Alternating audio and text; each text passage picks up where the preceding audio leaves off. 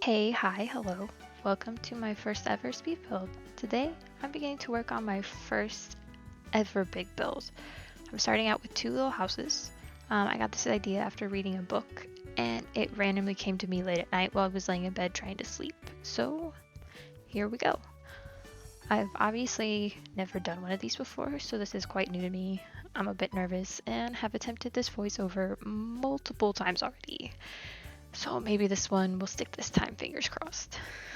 Anyway, I've been watching Sims Builders for a few years now, but I've been playing the game basically my entire life.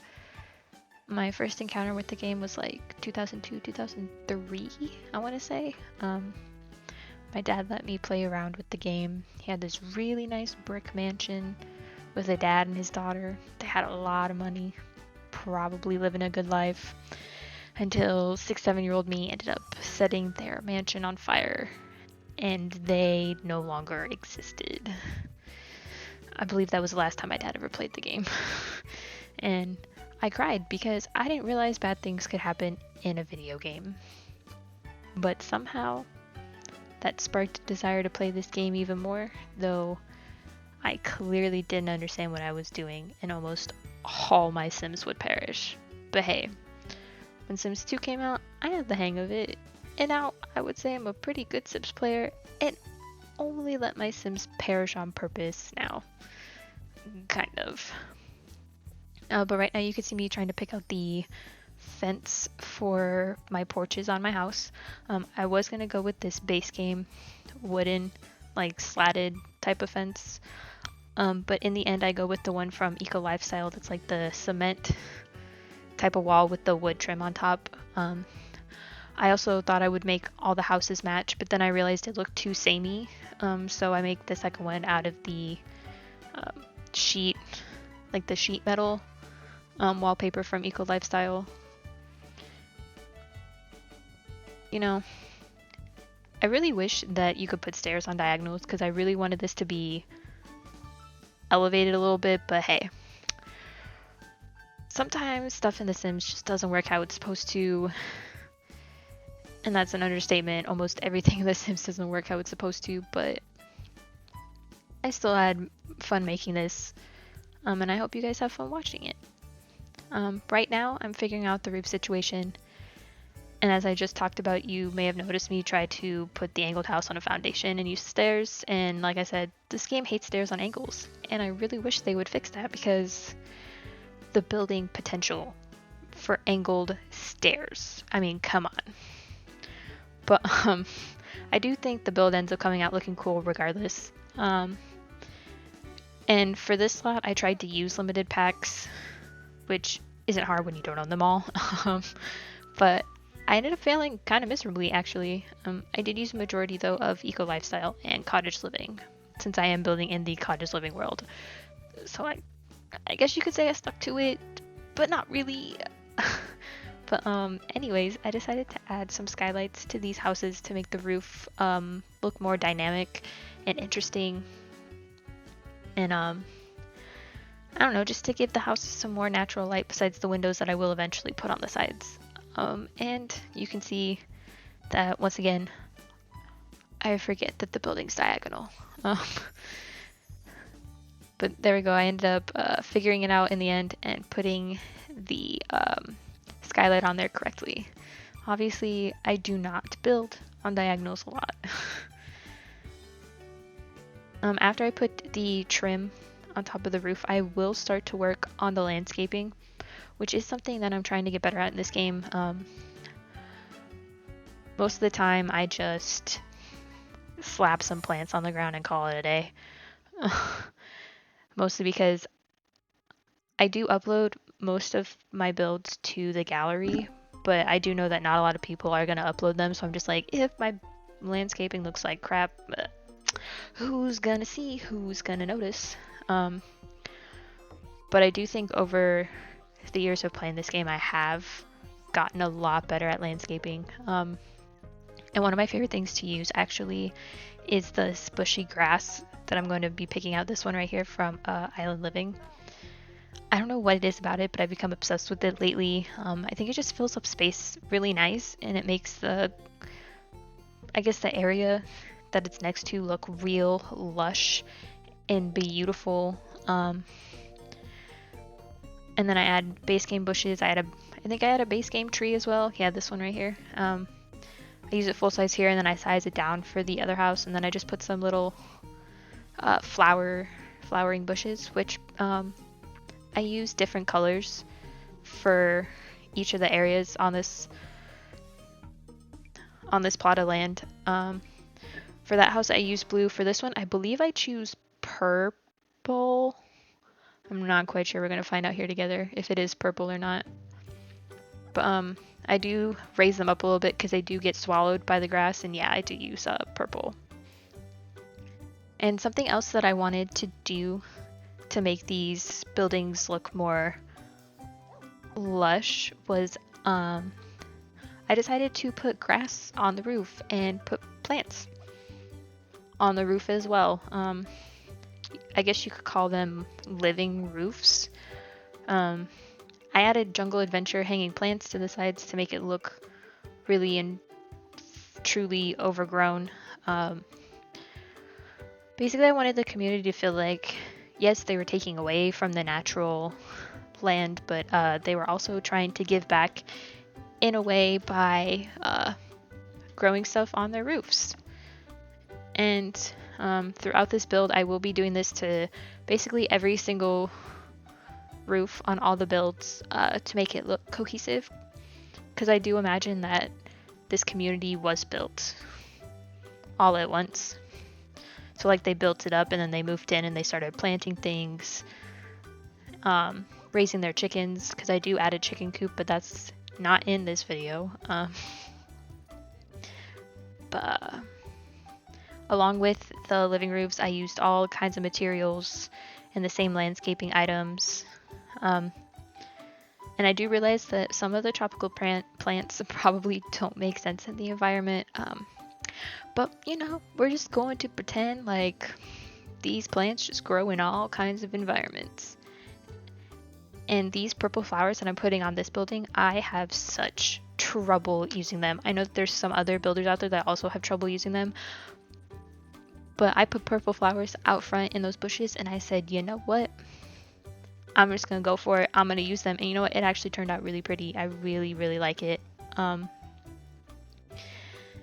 This one started to look like a candy cane, so I had to fill it in a little bit, and it looks a little strange. But once I put more jungle adventure plants on top of this roof with this, I think it's like this low-lying grass stuff, I think it looks a lot better. And if you're keeping count, that is 4 packs that I've used, and I said I did a limited pack build, so doing great with that right now. And then if you look up in the top corner, it does say that I am building on the tiny town challenge lot, and I did attempt the tiny challenge. But I didn't actually do the challenge. I was just building houses for it. But I didn't get very far in that one. I built like three fully furnished and built houses, and then this idea came to me and I bulldozed the whole thing and then started doing this. But I do have footage of me building those 3 houses, so maybe I'll post that after I post the videos that I have of me building up this entire community. Another thing I tried to achieve with this lot was trying to make it sustainable. So there are going to be a lot of wind turbines, a lot of solar panels. You just saw me put wind turbines, and I tried to put solar panels, but there was too much plant life on this roof to do it. I did end up making this lot off the grid, but upon playtesting the lot, it does not turn out how I imagined it would. You are constantly getting pop-ups saying that you don't have enough electricity, and then you do have enough electricity, and then you don't have enough water, and then you do have enough water, and it just constantly every like few seconds. So this lot is up on my gallery currently, and it's fully furnished, fully built. Everything's already done. So if you do decide to download this, you can, or I would recommend trying to turn off the grid trait. Or if you would like, you can see about actually going around and making sure that this is fully functional off the grid, which would just be replacing all the lights with candles pretty much, and then some of the, I guess, hardware to off the grid hardware. I did try to use the candles. I really did. You're gonna see me. You saw me probably look through them for a little bit before I used these Strangerville lights. I did try to use the candles because I really wanted to, but I just didn't like how they looked with this build, so I didn't use them, unfortunately. Like that candle probably looked, it actually kind of looked really good in there, but I said no, it does not fit the vibe, so I did not end up going for it. And then moving on into the interiors of these houses, you'll see that I tried the off-the-grid lighting again, obviously. But anyways, for the interior for these houses, I used mostly eco lifestyle, especially the debug furniture. I did try to use the regular eco lifestyle furniture, but it looked too fancy, I guess, or like not really, what's the word I'm looking, like IKEA-esque, if that's the word, like furniture that was easy to put together. So I did use a bunch of the debug furniture. I'm so good with words right now. I am an English major, but it hasn't paid off for me quite yet. But maybe one day it will. Also, since I wanted this place to be cohesive, I used all the same stuff for both houses, just different swatches. Like this house is like a light sea foamy green, and then the house next door, I believe I use blue, I want to say. And since I was in the debug and I was using the debug stuff, I decided to swap out the Strangerville lights for these fabricated lights. I do end up using the Strangerville lights inside though, so that was a plus because I really liked how they looked. They gave the vibe that I was kind of going for without like being too industrial, so that was nice. And so this is how I started to do the layout for the house. I wanted the bed by the front door, the wardrobe, and then I ran into a problem. I had no room for a living room, which is unfortunate because I really liked the wardrobe by the front door. It just gave like, come home, drop your stuff off, have a place to put it kind of vibe. So I started to rearrange all the furniture after I realized that it just wasn't gonna work. So I move everything out, and then you'll start to see me move the kitchen to where the bed is, and then I move the bed to where the kitchen is, and that layout kind of worked a little bit better. As you can see though, I did use one off the grid item in this house, and that was the sink. I think the fridge is off the grid too. I'm not 100% sure. I don't remember if that fridge is off the grid, but that sink is 100% off the grid, so the effort was there.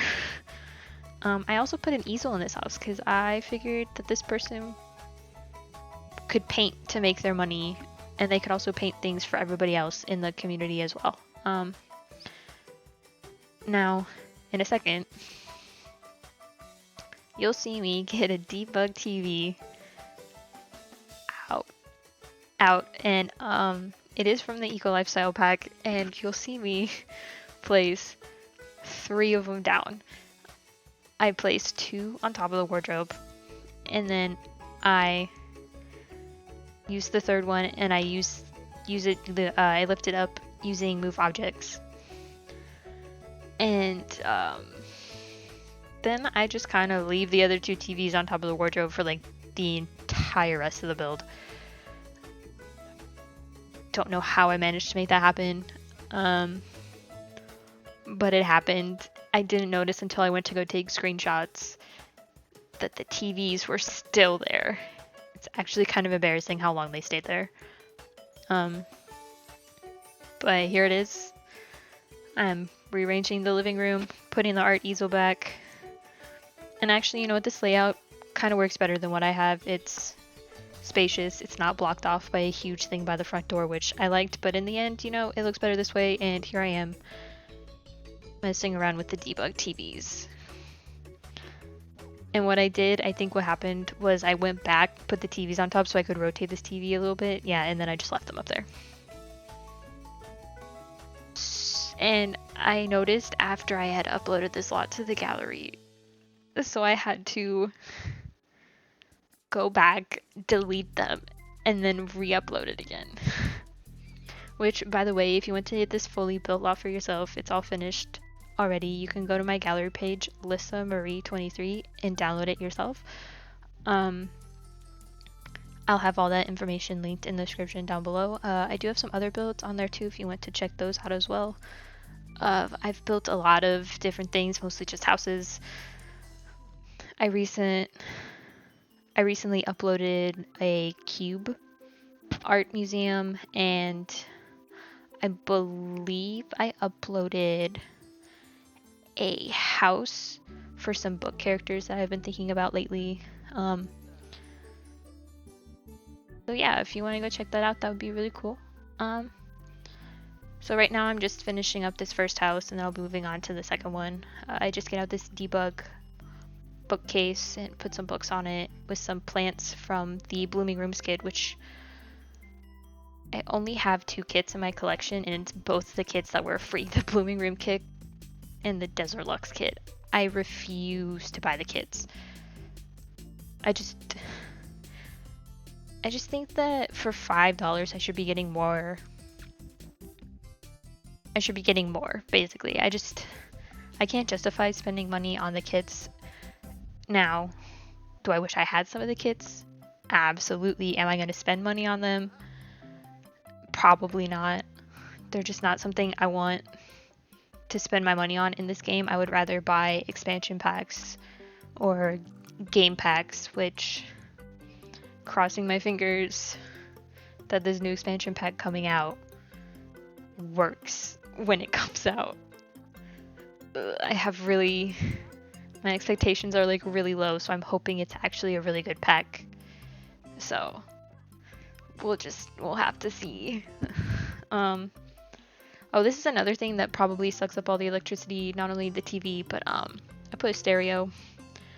Probably not good for off the grid lot trait, but I wanted to stick something in this windowsill that was kind of functional, so I did stick this little speaker from Growing Together. I believe that's from Growing Together.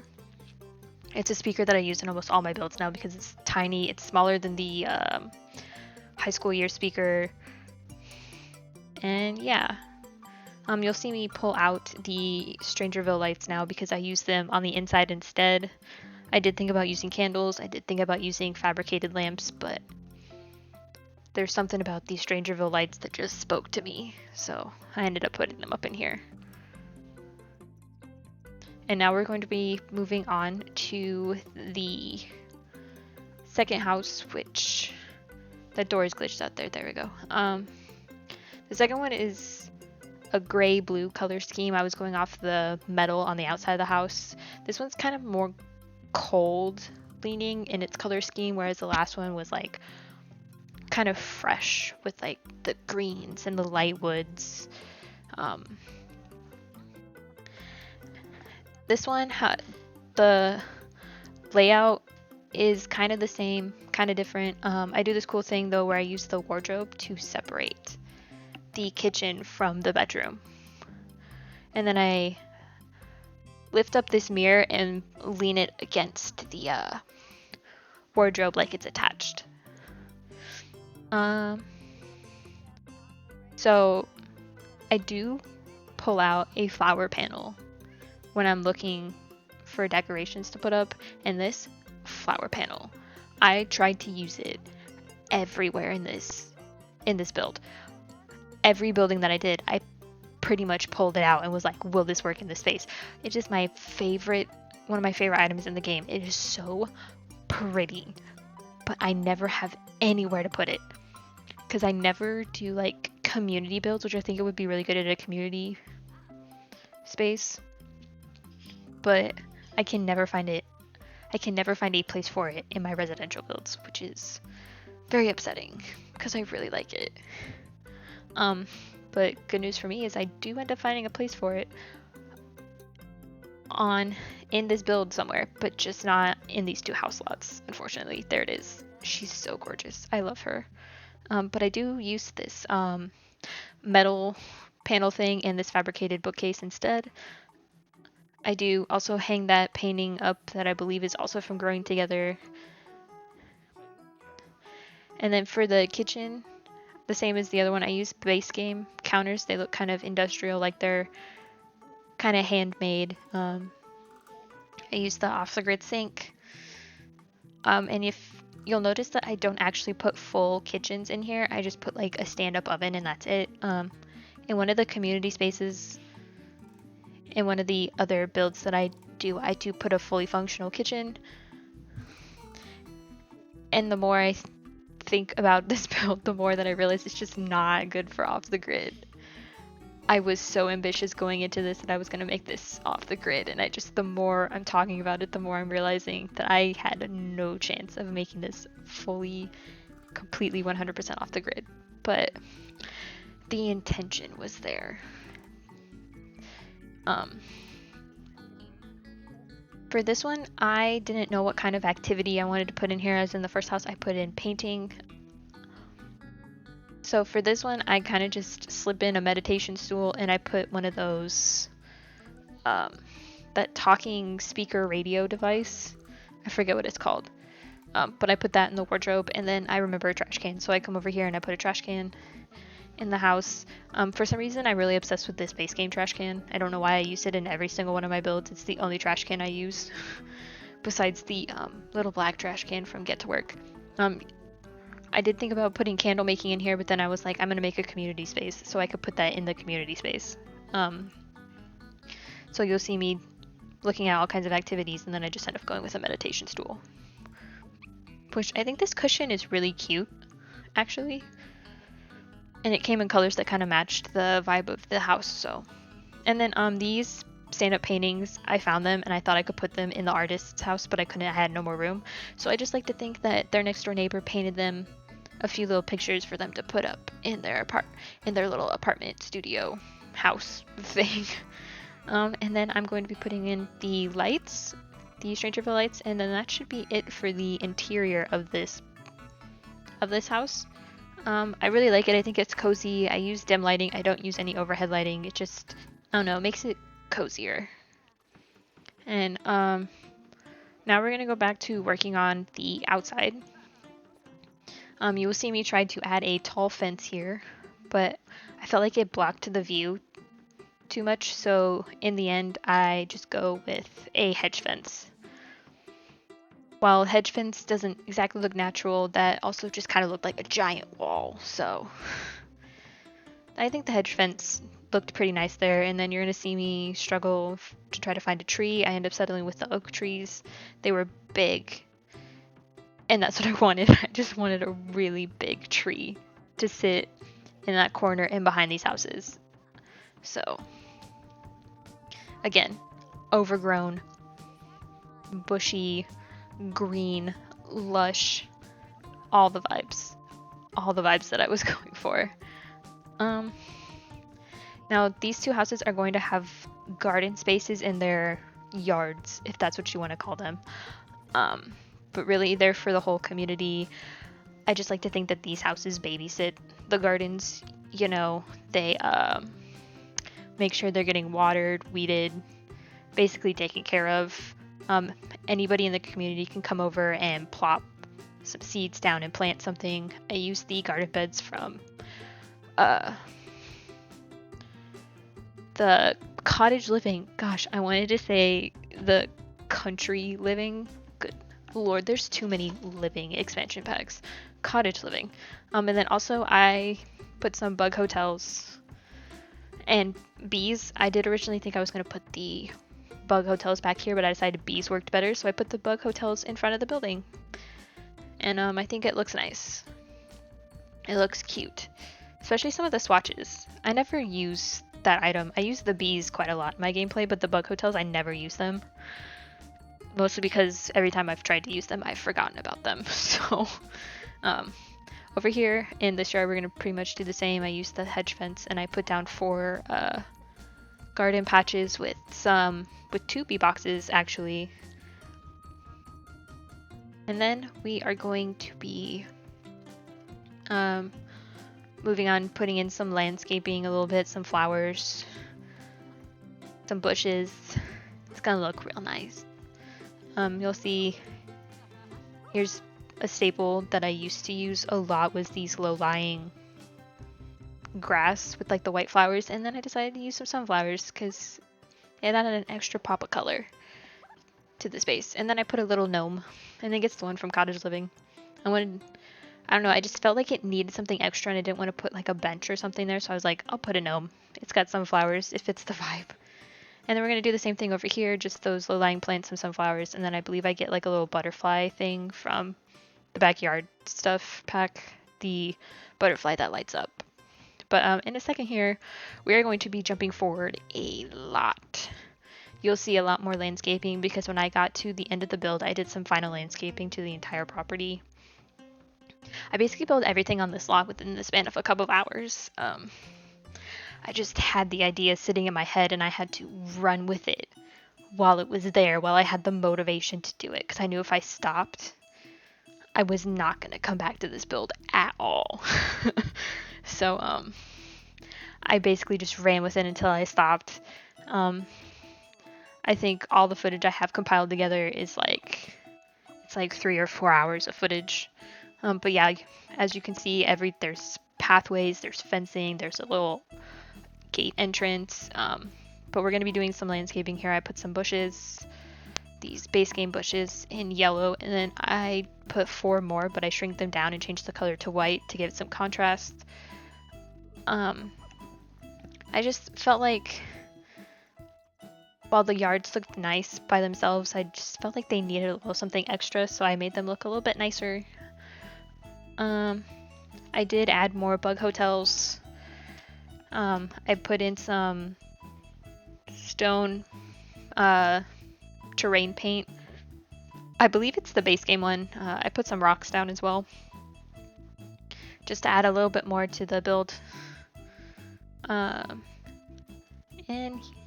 yeah, that's pretty much what the end of this build looks like. I almost went with my go-to stone pebble terrain paint, but I was like, no, I'm gonna do something different. This entire build was just about me doing something different. So I used this other base game stone, and I think it looks nice. It looks kind of natural, unlike the pebbles looked. I feel like the pebbles wouldn't have looked as natural. And then you're gonna see me pull out some log seating from what was that? Outdoor Retreat. Like they cut off some trees and they cut off a log thing and they made a chair out of it, and now you're going to see me struggle to find outdoor lighting for a good few seconds. This actually took me like 5-10 minutes to figure out which lighting I wanted to use. I picked up these Mount Komorebi lights at first, or Mount Komorebi Snowy Escape lights, Desert Lux, Island Living, and then I went with these ones from the backyard stuff. They're just cute little white lanterns that they didn't light up that much, but it gave it a nice atmospheric, like candle-y glow. And now, here's the part where I struggled. You're not gonna see the struggle, but I went, so the Yeehaw pack, the Horse Ranch pack has these deep oak mailboxes that I was just gonna stick up front here because I didn't like any of the in-game mailboxes. And yeah, you need mailboxes to make like rentals work, but I was like, no, there's these mailboxes that look really like retro and run down. I was like, I want to use those. It took me forever to find it. I spent too long in Deep Oak trying to look for those, so I just cut it out. I just ended up using some mailboxes from Seasons in like 4 different colors. And now what we're doing is just the final landscaping for the final house. I use the same bushes, same rocks, same tree stumps. I do put the bird tree over here from cottage living so you can have little bird friends.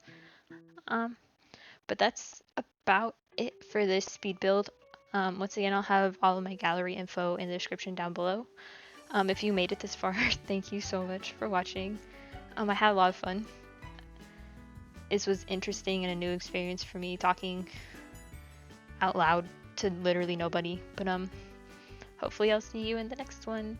Bye!